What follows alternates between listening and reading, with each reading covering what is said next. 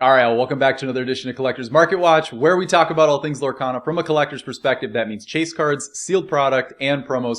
And y'all, we are right in the heart of it. As we speak, at time of this recording, we are smack dab in the middle of Whispers pre-release week and Whispers worldwide release, which is going to be happening this Friday, which means that card prices are all over the place. Now, some of those card prices are not shocking in the slightest, and some I am legitimately shocked. We're going to get into all of it and so much more, but y'all, before we do, it would mean so much to us if you'd scroll down and smash the subscribe button. We do Market Watch content on the channel every Tuesday, pack opening content every Sunday, every Thursday. Go join the Discord, links down in the description if you want to see some fire pulls, because people have been pulling heat, and I'm proud of every single one of you. With all that out of the way, let's dive into the market here, and of course, we're going to start with the two big boys, big cards, Ariel and Hades. We're going to start out with Ariel. Looks like market price coming in here at $860 at time of this recording. However, I will say there have not been any confirmed sales on TCG Player at time of this recording. So you kind of have to go off of eBay for, the most relevant listings and most relevant sales, which of course we're going to do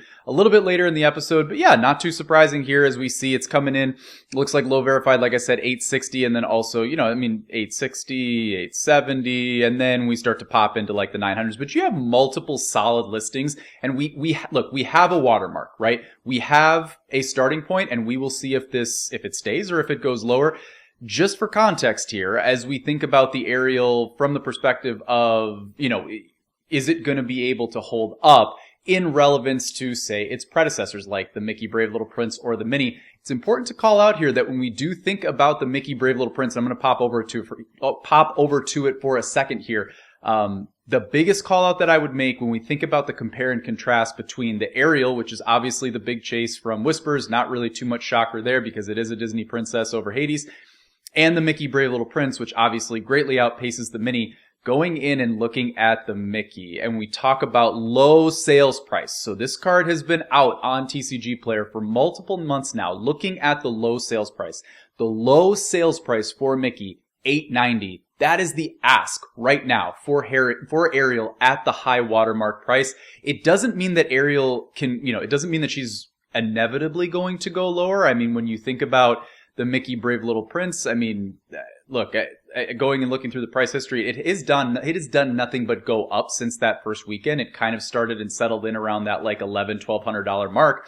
And now if you want to get your hands on one, you're paying upwards of almost $1,500. The card is going absolutely bonkers, and it is truly the standard bearer for Lorcana right now, even over Elsa's Spirit of Winter from the first chapter. So it doesn't mean that Ariel can't rise in price, but what I will say is we need a little bit more time for Ariel as well as the Hades. So Hades coming in a little bit lower than Ariel. Looks like lowest verified is going to come in around 700, just underneath at 690. But again, I really do think it comes down to, first and foremost, did they print from a ratio perspective the same with Whispers in the Well as they did with Fable? It's everything. It really is. And we just don't have that information right now. It's very hard to put your finger on it.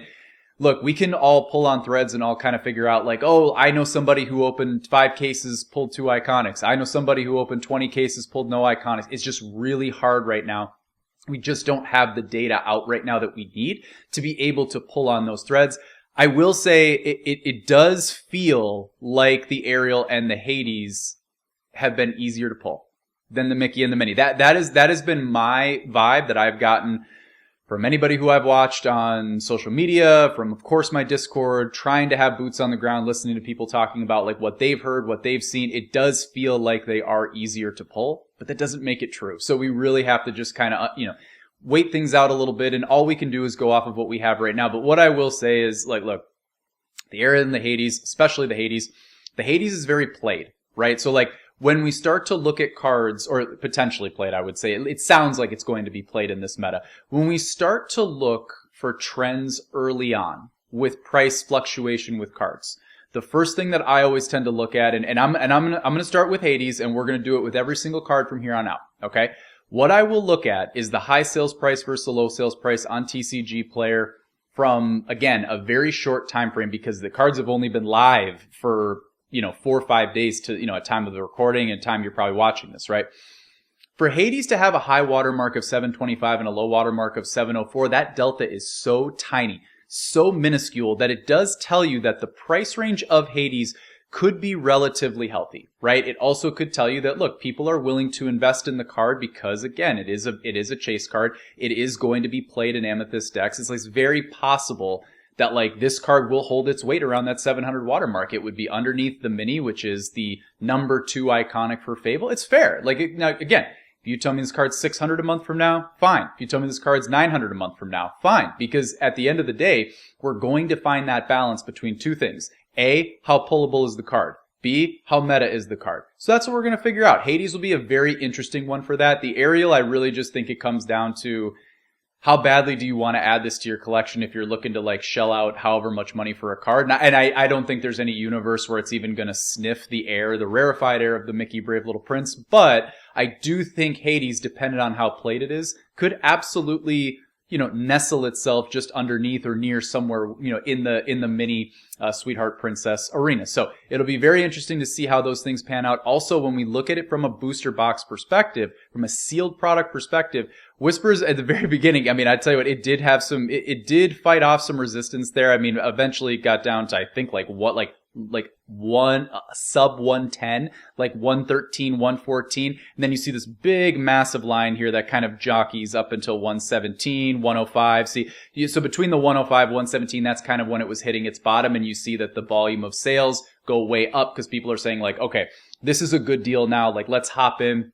We don't see it going much lower. It's a brand new set, right? There's iconics in it. It is very much worth the investment of like, if you're going to offer this to me for anywhere near the realm of $100, I'm going to take it, right? So like more than fair on that side of things. But again, looking at how that does compare when we look at the Fabled booster box, totally night and day, totally different story, right? Obviously, we do see the resistance point here, and then we do see like just the mass amount of sales that happened once it did hit that resistance, but then it just absolutely shot up to 171. I'd be beside myself if I saw Whispers go up to even plus 150. I understand that they have the iconics, but at the same time, they're not the first ever, like, it's not the first ever set that had iconics. Again, like Disney Princess with Ariel, Hades, like it's there, but it's not there, right? Like it's good. It's exciting. It's the next shiny thing that we can pull. But man, just compared to the first ever iconics, that being the two characters, in Disney, when we think Disney, who do we think? Like, very, very, very tough to compete against that, right? Just from a collectability perspective, there's a lot going on there. So I would be very surprised if Whispers ends up doing anything like what we're seeing here on this price chart with Fabled. But at the same time, I think that's going to coincide and go hand in hand with what's going on with the iconics. If you see Ariel and Hades rocket ship up, the booster box is going to rocket ship up. Like, that's the way it's going to go, right? Because it gives you your fair shake at pulling that card, right? Or pulling those cards. Absolutely hand in hand from a case perspective, where you have that fair ratio, right? That fair chance. Now, again, we don't know, like we really don't know. In our Discord, I have heard people say that I have seen multiple people say, I've pulled multiple Enchanteds out of a case. I've heard people say I've opened 10 cases and blanked. Like, it is all over the place. Like, it's very hard to get a sense of what's going on right now, but it is very much the Wild West right now from a ratio perspective, which also makes people feel pretty good right now, right? Like, hey, how about I, go in, get 4 boxes, maybe I get lucky, and bang, like right there. When you look at a case of Whispers, like popping an iconic from a case of Whispers, it's going to net you your money, right? Like, so again, I would not advise that. I'm not sitting here saying like, oh my gosh, like you have a great chance at that. But there are people who are willing to take that gamble, right? That's part of it, right? It's part of the gamble. And also you might just end up with a couple of really nice enchanted rares, or at least one really nice enchanted rare. And that is a great consolation prize as well. Speaking of enchanted rares, zero surprise on this front that Cinderella Dream Come True is setting the stage and setting the high water mark for the enchanted market. Low verified coming in at $2.99 here. And at the same time, like, I actually am really pleased to see this.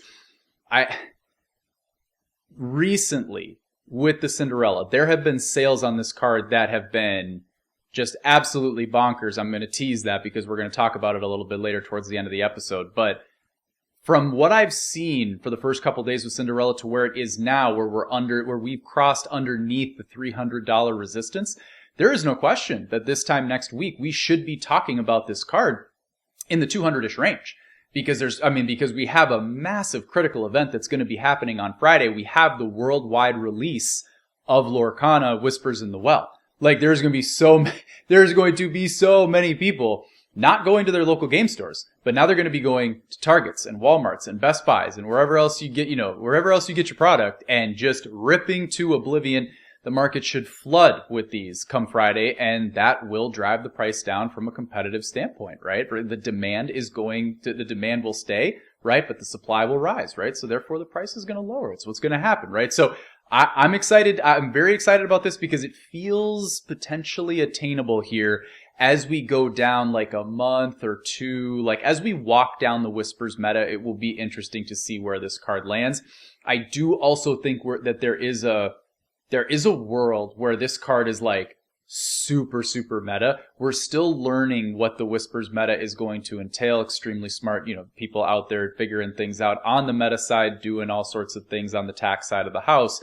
If it comes to pass that Cinderella is like a must-have for, like in your deck, she's going to go back up. Like, I think right now people are sort of like, it feels like from what I'm listening to, what I'm reading, there's mixed feelings on it. You could run 4, you could have 2, things like that. Like it's not a must, right? Like, so I think it could go either way, but I'm happy to see that it's at like somewhat of a stable price point because there was really no question that this was going to be the number 1 Chase Enchanted, the number, just also very played, all of those things, right? So not too surprising there. However, I'm shocked. Let me just for a moment, let me just put aside the fact that from my collection perspective, anything Elsa is a huge deal for me. A, because, the character, the franchise, it's all good things. But B, I really do believe that it has the same tea leaves and the same threads that we're pulling on with Charizard and Blue Eyes and all of it, Pikachu, all these things, right? I've heard a lot of comps between Mickey is the Pikachu of Lorcana and Elsa is the Charizard Blue Eyes of Lorcana. And I like those comps. It's not exact one for one. Nothing ever will be, right? It's not possible. You are comparing apples to oranges. But yeah, I'm absolutely shocked on this. I'm going to give a couple of different examples of it. So let's start out first and foremost and talk about the fact that this card has taken a massive fall from grace, which is fine. It's how most enchanteds do react the first 3, 4, 5, like pre-release week. This is what you typically see with most enchanteds. You see like a 40% dip. You'll see like an enchanted that ends up being like the 9th or 10th highest, chase from like a price perspective, with enchanteds. You'll see that card go from like 250 to 120. Like it happens. It really does. But it doesn't happen to Elsa. Like it doesn't happen to this card. I mean, it really doesn't. If we think back to the cards of Elsa, and I probably won't get all of them, but just off the top, the D23 Expo, it is drastically more expensive than the rest of the lot. The Spirit of Winter, it is literally like 2.5, 3x the price of Bell Strange but Special, Stitch Carefree Surfer in the first chapter. Can't hold it back anymore. Into the Unknown. Reign of Jafar. No, still number 1. Like Enchanted from Reign of Jafar. Let It Go promo. I mean, even that is like, whoo! Like, I mean, from the first season, from the first season of the DLCs, like, still kicking it around $1,000. Like, still a stack for that card. Like, that card has just always commanded the premium, and here it is not. So here's where I'm at with this card.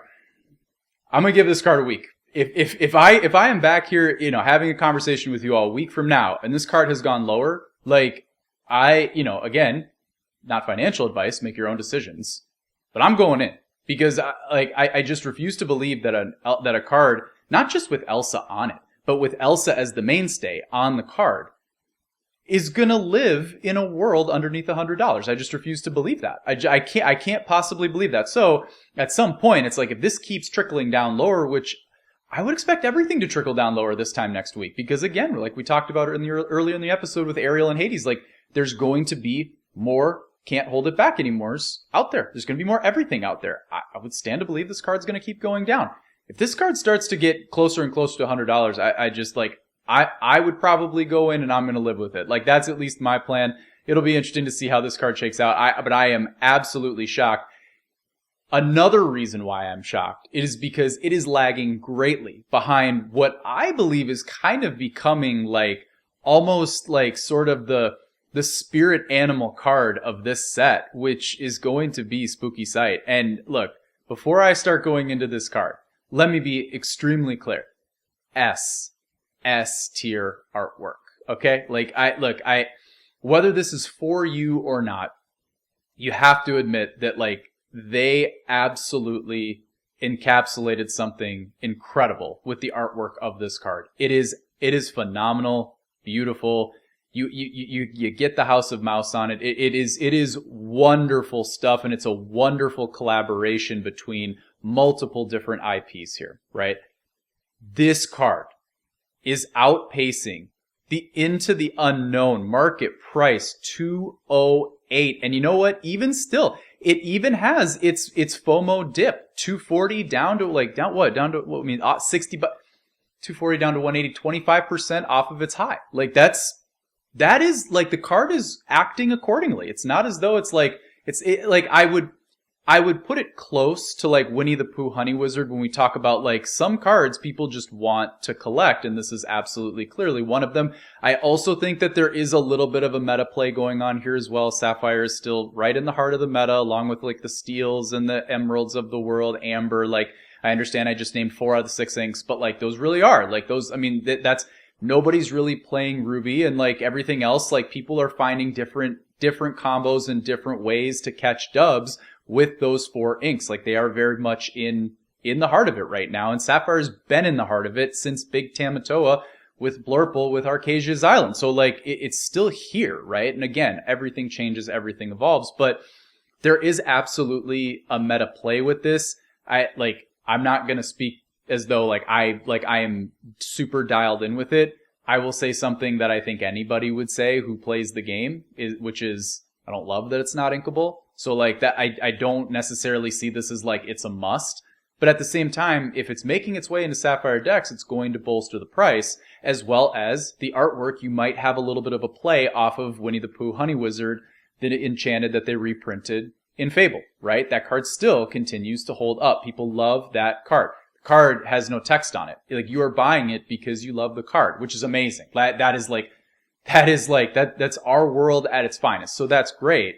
So it will be very interesting to see. Like, honestly, I'm going to take a step back and track this card and the Can't Hold It Back Anymore. And I really am interested to see, like, 3 to 5 weeks from now where those two cards are at in comparison to each other.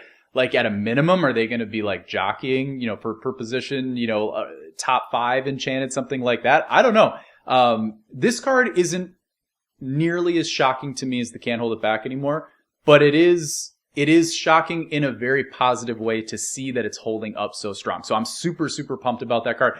I'll take this type of card and Honey Wizard all day because it shows that people want to buy the cardboard for the cardboard. That's a beautiful thing, man. It is an awesome thing. Gets me going. It's very, very good to see. I will call out one other, or I guess I'm going to call out 2 others that, like, these for me, like, as I'm looking at them, both the Webby and the Goliath, both not surprising. Both were very, very touted as, like, this is going to be playable. We have Emerald. We have Steel, right? Phenomenal tech. Webby, a shift candidate. Goliath kind of allows you to play the game on your level, right? It allows you to play the game on your terms. You're playing someone with Amethyst who's draw, and it's like, nope, you're going to have 2 cards, right? We're going to play it on my terms, right? And oh, by the way, I have 1 card. I'm going to have 2 cards. Now, like, Goliath allows you to go at your speed, and it allows you to have a lot of control. And I don't care if it's Lorcana, or if it's another card game, if it's a board game. When you can have strategy that allows you to have control and play at your pace, it's going to be something worth considering at a bare minimum. And it is Steel, which, I mean, again, like I said, Steel's right in the heart of it. So looking at this though, like, I mean, this is where, again, when we look at that high sales price to low sales price, cards that seem like they're going to be played, you're going to see that, once again, that very small delta like Hades, like nothing like the Can't Hold It Back Anymore, the Spooky Sight, stuff like that, where it's like, well, it was $250, now it's $130, like something like that. you're going to see like those much tinier, like 5 to 10 to 15% deltas, not the 20 to 30 to 40% deltas. And that's what we have here, 191 down to 170. Same exact thing going on with the Webby when we look at 168, 148, same thing, tiny delta, right? It shows that the two cards are playable. It at least indicates that people are going to operate as though they believe the cards are playable. So yeah, for now, I would, these are huge stayaways for me. Like this is like, I don't want to get too aggressive with this, but this is like Hades Infernal Schemer Enchanted from Fable. It's not quite Dumbo, like, cause Dumbo's living in its own world right now. It's still like operating at a very, very high price tag, still like $100 more than both of these cards. And it's been out and played in the meta for a couple of months. So like, it's wild that card is still holding the weight that it's holding. But again, like two cards that look, hey, I'm for any IP under the Disney, under the broader Disney umbrella.